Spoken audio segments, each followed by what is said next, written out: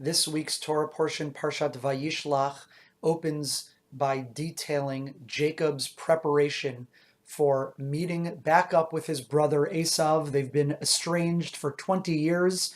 When they last saw each other, Jacob was fleeing for his life because Esau wanted to kill his younger brother for having stolen and deceiving him out of his birthright, out of the blessing that his father was supposed to bestow upon him. So they're about to meet up now. Jacob is very afraid. He prepares for this meeting in several ways, and one of them is he prepares by splitting his camp, his family, and his possessions, his animals, his herds, into two camps.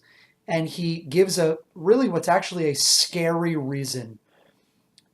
Vayomer im yavo Esau el hamachane ha'achat והכהו, if Esau should descend and come upon this encampment and attack it, v'haya hamachane hanishar lifleta, then the remaining encampment will survive as a remnant. So this is very poignant. He's basically anticipating that Esau may indeed come against him in full-out warfare and destroy some of his family and much of his household and possessions and herds and everything that he is and owns and his family in the world. And says, if that happens, then at least if I divide into two camps, I'll only lose one of them. So it's a really heavy, dramatic moment. And Rashi actually, on this line, focuses on what might seem to be a quotidian, a very small detail. So this is Rashi, chapter 32, verse 9 in Genesis, Parshat Vayishlach, on the phrase, המחנה האחת והכהו, that Esau will come to one encampment and attack it. Says Rashi, מחנה משמש לשון זכר, lashon nekeva. The word מחנה, camp or encampment, can either take a masculine or a feminine form.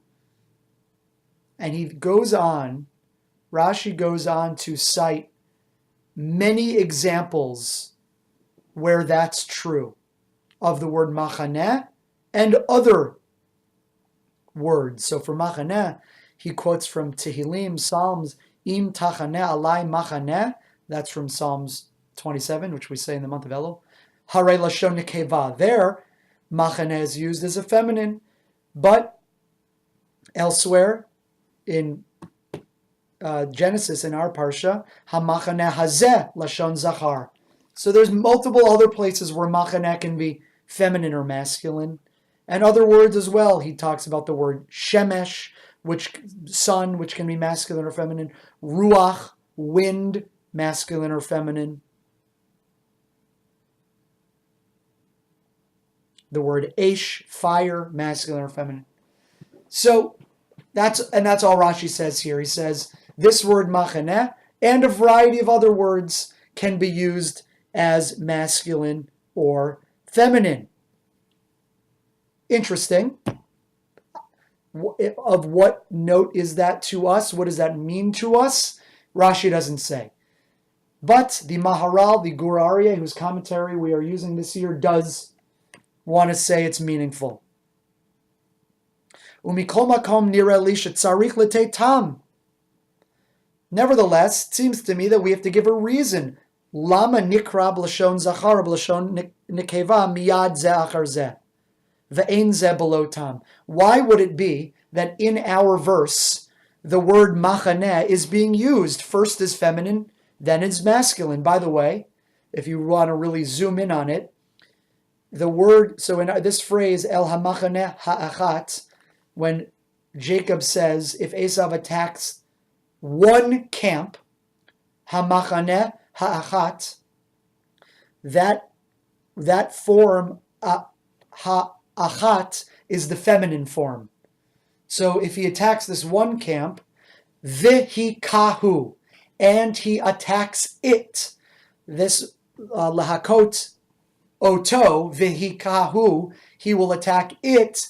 There it takes the masculine form. So this one word, מחנה, camp, is being used, is being described in feminine and then masculine terms, one immediately after the other. So the Gur Aryeh Maharal says, why would that be? Must be meaningful. And he gives an answer. Nira li, I think it is. Ki, kasher yedaber al davar echad, lo al ikar hadavar, yikare b'lashon nekeva. When the Torah is describing something, but not describing the centrality or the central aspect of that thing, it uses lashon nekeva, the feminine form of the word. But when the Torah is speaking about the central aspect of the thing, it uses the masculine form. So, what does that do for us here? Ilu amar vihikaota, if Jacob had said that Esau is going to attack the camp, and he talked about it in the feminine form, hikaota, which is feminine, hayamash masha'enu maka ikar machane, it would have implied that he was not attacking the main part of the camp. Aval kashera omer v'hikahu, but since the verse, our pasuk says, he attacked it, mashma ikara machane, it implies he's really attacking the main part of the camp. B'mashu machane, v'zeh shelo nishar davar ba. And that would have meant that nothing would have been left over. Had he attacked the camp as such, it would have really destroyed it. Velo tomar shi'akaktzat, and don't think, he would have only been attacking part of it. No, it's trying to tell us, says the Maharal, that if Esau attacks this camp, he's going to destroy the camp. So the Maharal is zooming out and trying to get into Jacob's mind and saying the fear is not that Esau is going to attack and kill some animals, maybe kill some soldiers, and maybe not even hurt his family. No. Jacob is worried that if Esau attacks the camp, it will destroy the camp. Will there be some things on the edge that survive? Fine. But the camp will be destroyed. And that's why the Torah uses the term vihikahu. He would destroy the camp, all of the camp. Ikar hamachane, all of it. So that's an interesting example here of how the Maharal focuses in on a seemingly, maybe what could call a throwaway Rashi. Chas v'shalom, no Rashis are throwaway. But just this piece that simply talks about the masculine versus feminine forms and doesn't really give us a reason or a moral behind that.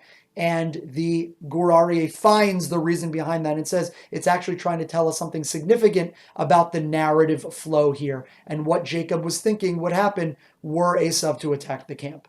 Very interesting insight by the Maharal. Always a pleasure learning with you. More next week.